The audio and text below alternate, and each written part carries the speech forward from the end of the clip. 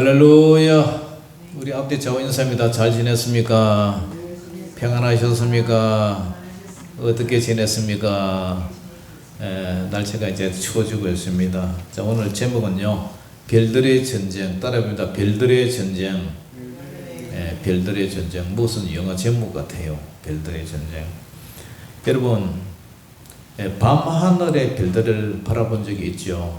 우리 시골 여기 유치원마을에서는 저녁에 밤에 혼자 기도하고 내려가서 밤하늘을 바라보면 별들이 그렇게 아름답습니다. 삼태성도 있고요, 북두칠성도 보이고, 저녁 때문에 이제 북극성이 보이고, 아침에 되면 또 새벽별이 이렇게 보여요. 그 찬란한 빛은 우리에게 경이로움을 주고요, 동시에 무한한 그리움, 묵상, 깊은, 그죠? 영이 맑아지는 듯한 그 밤하늘에 빛나는 반짝반짝하는 그런 밤하늘을 밝히고 비추는 그 별을 바라보면서 많은 생각들에 잡히고 하죠. 때로는 길을 잃은 여행자에게 방향을 알려주고, 때로는 시인들에게 영감을 주는 별들, 이 작지만 강한 빛은 우리의 삶에 많은 의미를 부여하고 있습니다. 요즘 별들의 전쟁이 한참 진행되고 있죠. 날마다 강화문에서, 여의도에서, 전국 박방곡곡에서 윤석열 대통령의 비상계엄령 선포로 인해서 탄핵하는 데모가 극기에 달했습니다. 어제 이제 결과가 국회에서 윤 대통령 탄핵이 이제 통과가 됐죠. 자, 오늘 별은 하나님의 창작물 가운데서 하나가 이 별이죠. 얼마 전 텔레비 사극 중에 해를 품은 달이라는 드라마가 있었어요. 해는 왕이고, 그 다음에 달은 왕비를 상징했죠. 자고로 옛날에 왕을 가리켜서 하늘의 해라 그랬어요. 왕비를 하늘의 달이라 표현을 했어요. 그리고 특별한 하늘 인물을 하늘의 별로 여겼죠. 장군들을 스타라 해서 별을 달아주죠. 이 별은 창공 하늘 높이 떠서 밤하늘을 비춰줍니다. 왜 지도자들을, 이렇게 높은 지도자들을 별이라 표현할까요? 그만큼 별은 높기 때문에 높은 자리라는 얘기죠. 높은 사람이라고 해서 높은 자리에서 만 백성들에게 비춰주는 그런 지도자가 되라. 그 별이라 불러요. 매우 중요한 사람을 우리는 VIP라고 그러죠. Very important person 해가지고 매우 중요한 사람 VIP라고 그러죠. 대통령을 VIP라고 그러죠. 그래서 옛날에도 그죠, 왕정시대 때도 지음은 곧 하늘이고 백성은 땅이라 그렇게 이제 불렀습니다. 이 세상에 많은 사람들이요, 서로 별이 되려고 별자리를 놓고 치열한 싸움을 가지고 있어요. 왕의 자리를 놓고 싸우고 있죠. 국민들은 서로 입에 맞는 별을 세우기 위해서 혈안이 되어 있어요. 내가 지지하는 정당에서 별이 나와야 된다. 성경에서 별은 단순히 이 하늘 전체의 이상의 의미를 지니고 있어요. 별은 하나님께서 창세기에 보면은, 창세기 1장에 보면은 창조의 증거죠. 하늘의 별, 해와 달과 별을 만드시고, 이 하나님이 창조하셨던 증거가 별이죠. 하나님의 약속의 상징이에요. 또 하늘의 별처럼 이 자손이 많게 하리라. 이 하나님의 약속의 상징이고, 때로는 영적 전쟁의 무대가 되기도 합니다.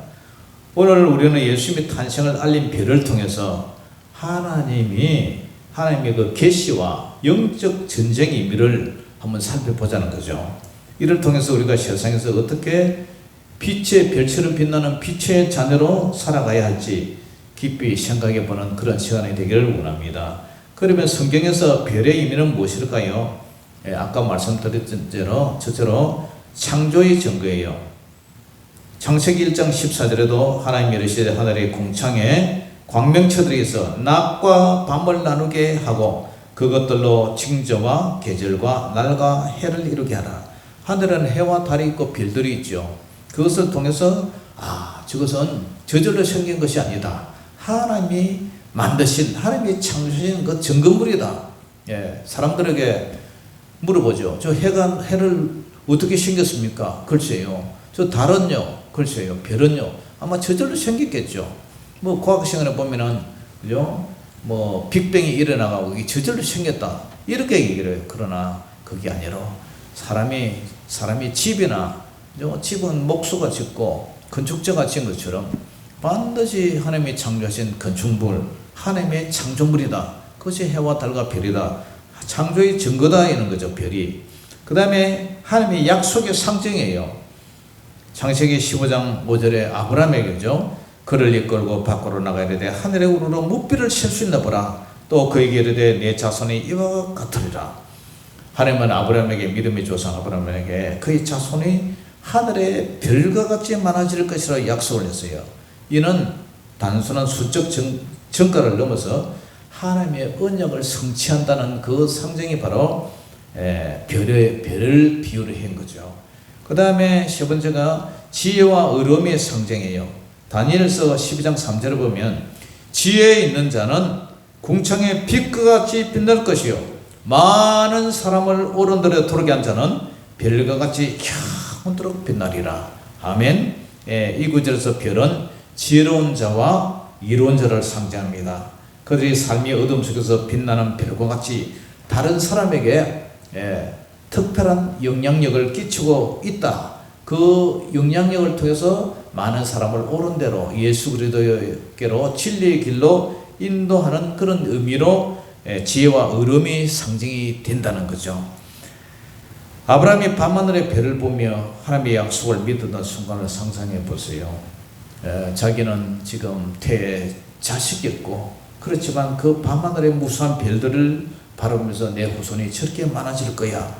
그렇게 믿고 바라고 기다린 그 아브라함의 생각을 한번 여러분 상상해 보세요. 그 약속이 얼마나 놀랍습니까? 아브라함은 그 순간 자신의 한계를 넘어 하나님의 무한한 가능성, 그 가능성을 보았다는 거죠. 우리도 삶의 어려움 속에서 하늘의 별을 바라볼 때마다 하나님의 약속을 기억하고 하늘에 소망을 두는 저와 여러분 되시기를 주 이름으로 축원합니다.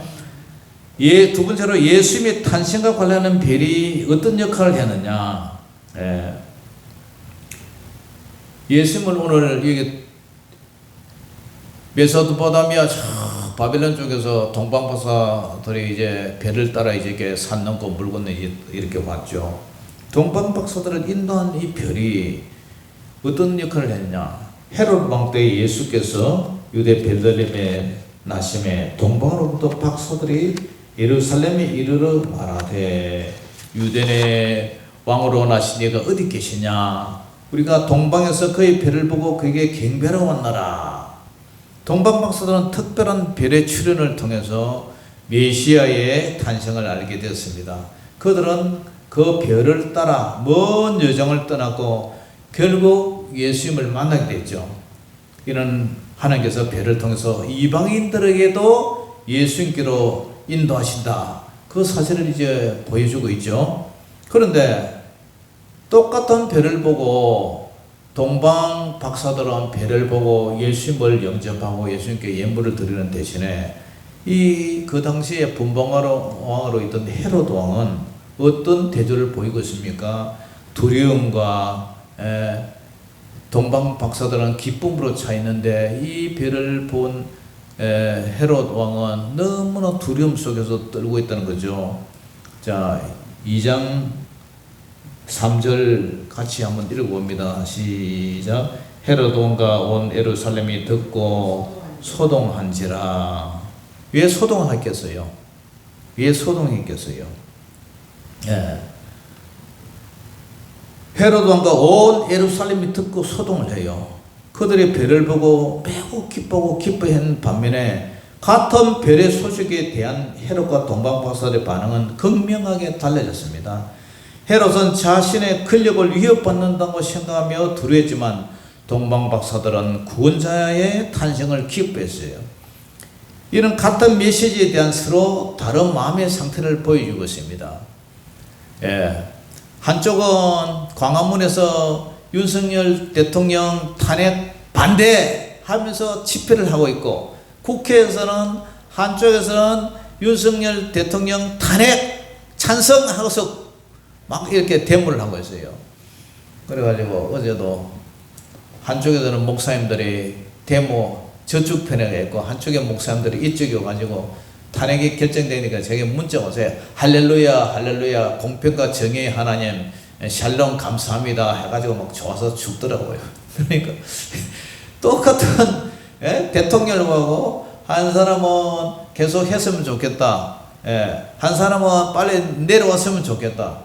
오늘 우리 예수님을 보고 이 별을 따라온 별을 보고 한쪽에는 동봉고사를 기뻐서 그렇게 참 멀리서 찾아오고 또 기뻐서 예물을 이렇게 드렸는데 한쪽에는 지금 소동이 벌어진 거예요. 막 벌벌. 아니 내가 왕인데 누가 또 왕이 된단 말이냐 해가지고 자기 왕권이 혹시 방해를 받을까, 혹시 왕권의 밥줄이 떨어질까 벌벌 떨고 있는 거예요. 서로 마음의 상태가 극렬하게 달라요. 동방박사들의 긴 여정을 생각해 봅시다. 그들은 불확실성 속에서도 별을 따라 끊임없이 전진합니다. 때로는 길을 잃는 것 같은 두려움도 있었겠지요. 산 넘고 물 건너, 참 요즘처럼 차 타고 오는 길도 아니고 그 옛날에 낙타 이렇게 타고 이렇게 사막길을 건너오고, 그러니까 그들은 믿음으로 한 걸음 나아갔어요. 우리의 신앙 여정도 이어가지 않겠어요? 때로는 어둡고 때로는 불확실한 우리 앞길이지만 그래도 하나님께서 주신 빛, 출애굽 당시에 불기둥과 구름기둥을 따라 걸어갔듯이 우리도 성령 하나님 내주하여 계시고 그 진리의 빛 따라 말씀 따라 한 걸음 한 걸음 걸어가는 저와 여러분 되시길 주 이름으로 축원합니다. 그 다음에 세 번째로 영적 전쟁의 관점에서 본 이 별이 어떤 상징성이 있느냐. 마지막으로 영적 전쟁의 관점에서 이 별이 어떠한 상징성과 어떠한 역할이 있느냐. 여러분, 이사야 14장 12절에는 너 아침의 아들 기명성이여 어찌 그리 하늘에서 떨어졌으며 너 열국을 엎은 자야 어찌 그리 땅에 찍혔는고. 이게 뭐냐면 루시퍼, 계명성, 사탄 마귀. 루시퍼가 하나님의 그 아름다운 천사로 만들어졌지만 하나님과 비긴다. 무별류에서 내가 자리를 높인다. 그래서 하나님 앞에 쫓겨났어요. 무별류에 내 자리를 자정하고 하나님과 겨루어 보겠다. 이런 교만의 극치를 이루다가 하나님께 쫓겨난 천사가 루시퍼고 사탄 마귀가 됐지 않습니까? 왕이 용이고 옛뱀이고 사탄이고 마귀고 사람을 참수하고 꿰는 자, 이 사탄 마귀가 그래서 공중으로 쫓겨 내려온 거예요. 그런데 이 세상에도 이 사탄 마귀의 영향과 지혜를 받고 사는 사람이 있는가 하면 빛의 하나님의 그 성령의 조명을 받고 성령님 따라 살아가는 사람, 이 빛과 어둠의 두 관계가 있단 말이죠.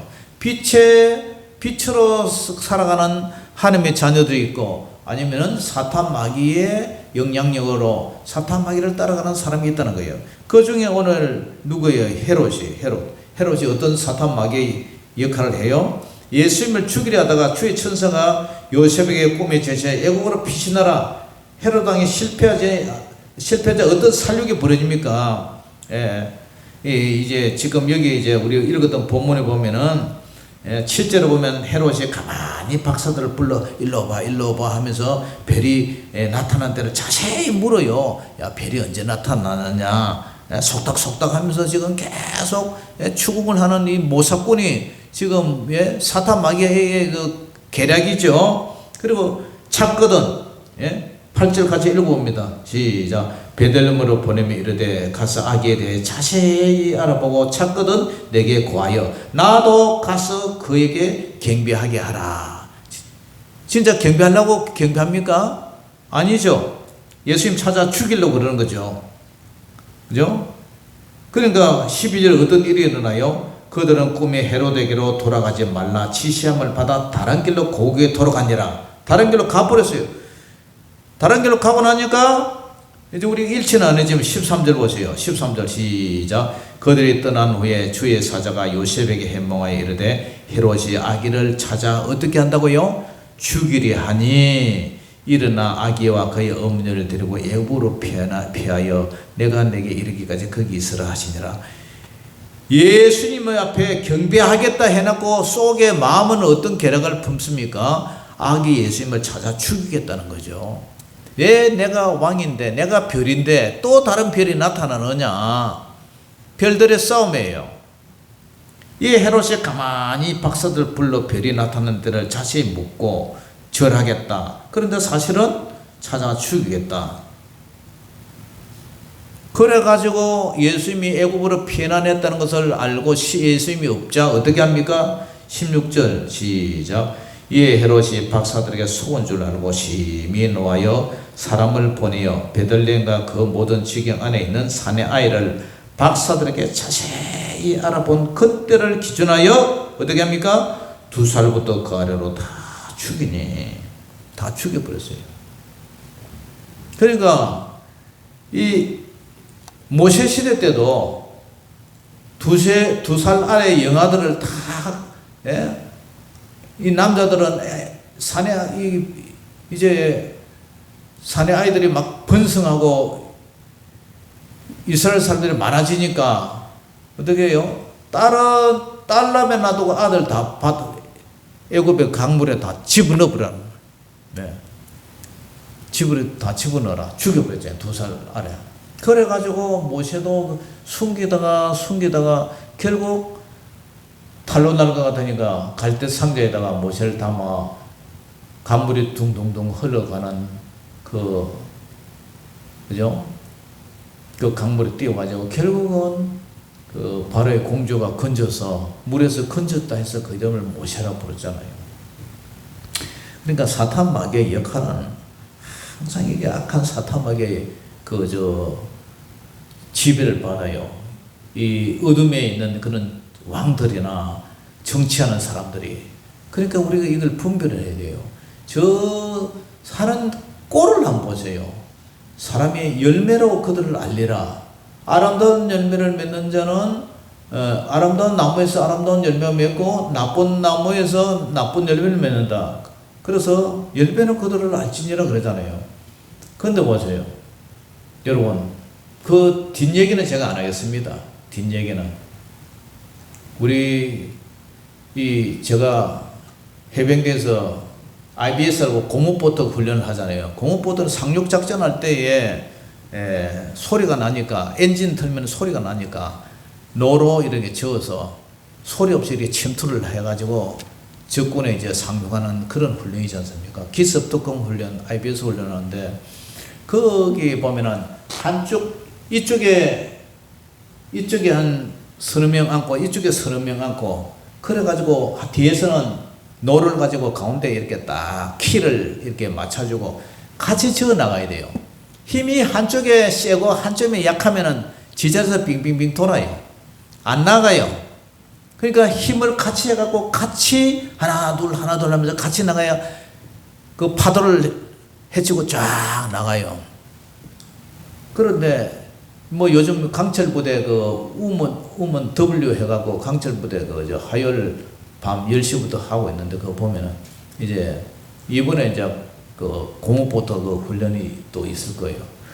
그런데 야당과 여당이 같이 목표를 두고 우리 대한민국의 공동 목표 그걸 두고 같이 노를 저어서 나가야 되는데 한쪽에만 같이 나가자면은 이쪽은 힘 빼버리고 이쪽에 뭐 이게 하고 이게 바란사가 많으니까 맨날 제자는 뺑뺑 도는 거예요. 제자리만. 그러면 다른 나라는 수출도 하고 막 잘 살아가는데 우리나라는 계속 지자리만 뺑뺑 하고 후퇴하고 파도에 밀려가지고 떠내려가는 거야. 그래가지고 우리 대한민국이 어떻게 그죠? 세계 속의 열강으로 나아갈 수 있느냐. 보세요. 공략하는 것도 원전을 짓지 말자. 태양광 해야 하니까 한쪽에는 또 태양광 업짓지 말자. 원전 방산 수출하자 했는데 방산 수출하고 이게 이제 예산을 올리니까 한쪽에서는 그거 다 삭감해 버리잖아요. 그러니까 이게 안 되는 거예요. 이게 손발도 맞아야, 도둑질도 손발이 맞아야 뭐 된다 이런 말이 있는데, 한쪽에 하려면 한쪽에 끌어 잡아 당겨버리고, 한쪽에 또 하려면 한쪽에 끌어 당겨버리고, 맨날 집안 싸움 하는 거야. 그러니까 이 국민들이 불쌍한 거예요. 국민들이. 별들을 뽑아줬으면 별들이 알아서 좀 잘해야 될 것 아니에요. 그런데 별들이 그런 짓을 하고 있는 거야. 그게 대한민국에 참 이게 소망이 없어. 이래갖고 언제까지 이렇게 탄핵하고 대통령 적의 손으로 뽑아주라고 끌어내리고. 그 김정은이가 이 한국 남한의 대통령이 제가 평화하자면 말도 안 들어요. 왜냐? 정권 바뀌면 또 반대할 건데 싶어가지고 안 하는 거야. 그래서 우리나라가 참 이런 것을 보면서 영적 전쟁은 항상 빛과 어둠의 싸움이라는 거죠. 영적 전쟁은. 그래서 자신이 빛에 속한 자녀냐 어둠에 속한 자녀냐, 그걸 국회의원들이 분별을 못하고 여당 야당이 분별을 못하는 거예요. 자, 예수님은 강명한 새벽별이에요. 요한계시록 22장 16절에 보면 나 예수는 교회들을 위하여 내 사자를 보내어 이것들을 너에게 전하게 하였노라. 나는 다윗의 뿌리요 자손이니 곧 광명한 새벽별이라. 예수님의 자신을 광명한 새벽별이라고 표현을 해요. 이는 광명한 새벽별은 어둠을, 캄캄한 새벽의 어둠을 밝히는 그 빛의 역할을 강조하고 있잖아요. 그래서 이 세상은 빛과 어둠의 그 싸움, 그런 공정 가운데서 살고 있는데, 에베소서 6장 12절에도 우리의 씨름은 혈과 육을 상대하는 것이 아니요 통치자들과 권세들과, 통치자들, 권세자들, 정치, 별들이잖아요. 이 어둠의 세상 주관자들, 하늘에 있는 악한 영들, 사탄 마귀와의 이 전쟁이래요. 그러니까 이 세상의 주관자들, 권세자들이 사탄 마귀에 속해 있느냐 아니면 성령에 속해 있느냐, 여기에 따라서 이 나라가 정치가 그렇게 유지된다는 거예요. 그러니까 이게 영적으로 바라보면은 전개도 플러스 마이너스가 항상 같이 잘 이게 조화가 돼야 불도 들어오고 마이크도 소리도 나고 저기 냉난방개도 뜨뜻한 바람이 나오잖아요. 그죠? 그 자기 역할이 있단 말이에요. 견제를 하고 역할이 있단 말이에요. 그런데 그게 잘 안 되면은 안 된단 말이죠. 이 세상은 항상 빛과 어둠이 있어요. 그래서 만약에 등대지기 얘기를 들어보면은 이 등대지기가 매일 밤마다 저녁에 올라가지고 등대에 불을 밝혀요. 밤새도록 이제 그거 이제 보초를 쓰면서 등대에 불을 밝혀요. 그래가지고 폭풍이 몰아쳐도 비가 와도 추워도 더워도 피곤해도 지쳐도 항상 등대에 불을 밝혀요. 묵묵히 등대에 불을 밝히고 있어요. 왜냐하면은 그 불빛 하나가 그 항해하는 선박들이 그 불빛을 보고, 그죠? 그래 항해를 한단 말이죠. 그러니까 이 캄캄한 밤에 등대불 하나가 얼마나 큰 역할을 하는지 몰라요. 그 등대불 하나가 항해하는 선박들의 수많은 생명을 살리잖아요. 그거 마찬가지예요. 우리도 우리의 삶에 우리가 빛 가운데 살아야 된다. 빛 가운데 진리 안에서 살아야 돼요. 에베소서 5장 9절에는 빛의 열매는 모든 착함과 의로움과 진실함이 있느니라. 우리는 하나님의 말씀인 진리를 따라 살아야 돼요. 그걸 날마다 우리 말씀의 삶의 표대로 삼고 그걸 기본으로 삼고 살아야 돼요. 매일 성경 읽고 묵상하고 그 말씀대로 살아가려는 그런 노력이 필요해요. 그 다음에 이제 선한 행실로 빛을 비추며 살아야 돼요. 마태복음 5장 16절에도 이같이 너희 빛이 사람 앞에 비치게 하여 그들로 너희 착한 행실을 보고, 다른 사람들이 우리의 착한 행실을 보고 하늘에 계신 너희 아버지께 영광을 돌리게 하라. 우리의 선한 행실을 통해서 하나님의 빛을 세상에 비추어야 된다. 작은 친절이나 남을 용서하나 사랑의 행동들이 모여서 큰 빛이 될 수 있다는 거죠. 그 다음에 어둠의 일을 벗어버려야 돼요. 로마서 13장 10절에도 밤이 이겠고 낮이 가까웠으니 그러므로 우리가 어둠의 일을 벗고 빛의 갑옷을 입자. 우리는 과거에 제약된 삶을 살았지만 그 삶을 회개하고 단호히 벗어버리고 이제는 빛 가운데 살아야 된다. 혹시 유혹이 올 때마다 즉시 하나님께 도움을 가고 성령님의 인도함을 따라 별이 이렇게 인도하는 것처럼 성령님의 인도함을 따라 우리가 살아야 된다. 그 다음에 지속적으로 빛 가운데 살아야 된다. 너희가 전에는 어둠이 되니 이제는 주 안에서 빛이라. 빛의 자녀들처럼 살아야 된다. 할렐루야. 그래서 우리는 매일 주님 앞에서 빛의 자녀로 살아가는 그런 노력과 훈련이 필요해요. 그것은 일회성이 아니고 계속 지속적으로 우리가 천국 가는 그날까지 빛의 자녀로 살아야 한다. 사랑하는 성도 여러분, 우리는 영적 전쟁의 가운데 살아가고 있어요. 이 전쟁에는 우리는 단순한 관람자가 아니라 적극적 참여자가 되어야 돼요. 예수님이라는 강명한 새벽별을 그 별을 따라가야 된다. 우리는 이 세상의 빛과 소금의 역할을 감당할 수 있다. 어둠이 짙을수록 어떻게 돼요? 별은 더 빛나요. 어둠이 짙을수록 더 빛은 발한단 말이에요. 우리를 둘러싼 이 세상의 때로는 너무나 어둡고 절망적으로 볼 수가 있어요. 하지만 그럴 때일수록 우리는 어떻게 해야 됩니까? 또 빛나는 별이 되어야 돼요. 우리 한 사람 한 사람이 빛나는 별이 될 때 우리 주변의 어둠은 물러가고 하나님의 영광이 드러난다. 동방 박사들이 별을 따라 예수님께 나아갔듯이 우리도 예수님이라는 가장 강한 별, 진리의 별을 따라 우리가 따라가야 된다. 이 세상은 영적 전쟁이에요. 항상 두 세력들이 대립이 돼서 싸우고 있어요. 그런데 우리는 이 별들이 높아지려고 했지 스스로 빛을 발하고자 하지를 못해요. 우리는 별이 되면 우리가 어떻게 빛을 발할 수가 있습니까? 우리는 예수 그리스도의 별 대신 우리 주님의 빛을 받아서 그냥 이렇게 반사적으로 나타내면 돼요. 별은 스스로 빛을 발하지 못하잖아요. 태양을 통해서 그 빛을 받아서 반사하듯이 우리도 예수님의 빛을 받아서 그 빛이 우리 마음에 있으면 우리가 삶으로 행동으로 빛을 나타날 수 있다는 사실이에요.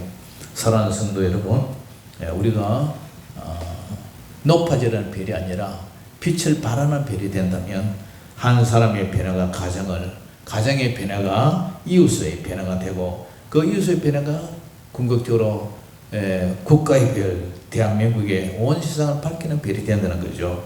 그렇기 때문에 지혜 있는 자는 궁창의 빛과 같이 빛날 것이요 많은 사람을 옳은 대로 돌아게 한 자는 별과 같이 영원토록 빛나리라. 우리는 작은 별들이에요. 그래서 이번 한 주간도 여러분들이 우리가 작은 별이 돼서 주변에 어둠을 밝히는 별이 되고 가정에서 직장에서 말에서 내가 서 있는 자리에서 예수님의 빛을 받아 빛을 받아서 빛나는 그런 작은 별이 돼서 하나님 정말 이 영적 전쟁, 별들의 전쟁 속에서 우리는 우리들의 삶, 주님만 따라가는 또 음방박사같이 주님만 따라가는 캄캄한 어둠 속에서도 별들을 바라보고 주님을 따라가는 그런 저와 여러분 되시기를 주 이름으로 축원합니다. 기도하겠습니다. 아버지 하나님 감사합니다. 이 세상은 온통 별들의 싸움입니다. 영적 싸움입니다. 서로가 높아지려고 하는 그런 싸움입니다. 그러나 그 배 이후에는 이 헤로드 왕과 같이 자기의 권력을 탐하고 또 낮은 자를 연약한 자를 죽이려고 하는 그러한 별들의 전쟁입니다. 하나님 이 시대에 우리가 살아가고 있습니다. 그러나 우리는 우리의 길을 가게 하시고 또 우리의 역할을 잘 감당해서 세상의 빛과 소금이 되고 세상의 궁창의 별이 되어서 많은 사람을 주님 앞으로 돌아오게 하는 그런 옳은 자로 데려게 하는 그런 신실한 지들 되게 하여 주시옵소서. 예수 이름으로 감사하며 기도 올리옵나이다. 아멘.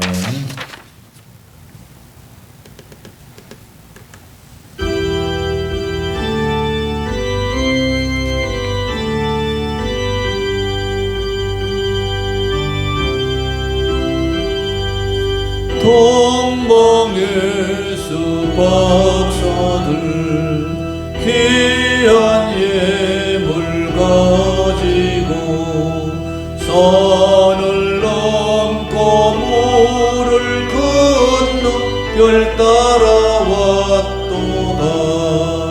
오 단일 밤의 밝은 별 아름답고 빛난 별 아기 예수 계신 곳에 우리 인도하여라. 베들레헴 임금께 나는 황금돌이네. 영원토록 모든 백성 다스려 주소서. 오 단일 밤의 밝은 별 아름답고 빛난 별 아기 예수 계신 곳에 우리 인도하여라. 거룩하신 구주께 나는 유향돌이네. 만국 백성 찬송 드려 만여주 섬기세. 오 단일 밤의 밝은 별 아름답고 빛난 별 아기 예수 계신 곳 우리 인도하여라. 저의 죽을 몸 위에 나는 몰약돌이네. 세상 모든 죄인 위에 십자가 지셨네. 오 단일 밤의 밝은 별 아름답고 빛난 별 아기 예수 계신 곳 우리 인도하여라. 다시 사신 구주님 왕의 왕이 되시네. 할렐루야 할렐루야 모두 다 부르세. 오 단일 밤의 밝은 별